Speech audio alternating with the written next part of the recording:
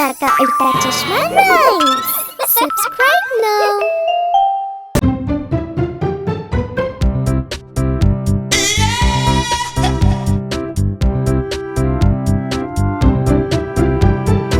बोलो बेटा, देखना।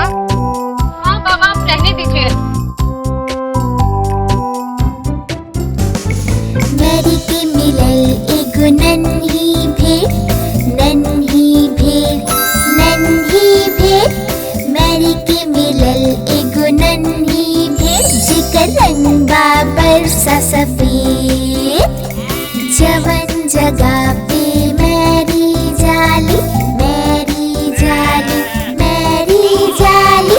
जवन जगह पे मैरी जाली, भेड़ के अपना संग ले जाली।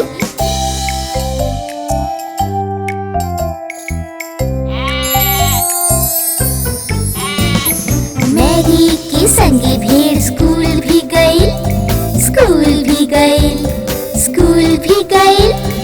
मैरी के संगे भेड़ स्कूल भी गई।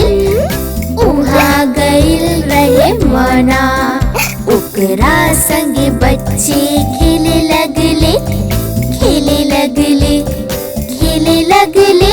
ओकरा संगे बच्चे खेले लगले, जब उनके दिखल एगो भेड़।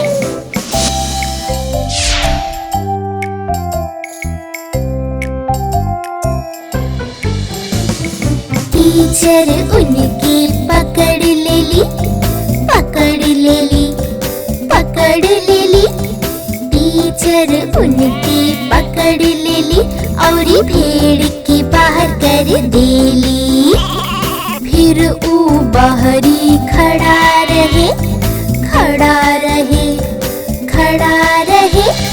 फिर ऊ बाहरी खड़ा रहे, बस मैरी के खातिर।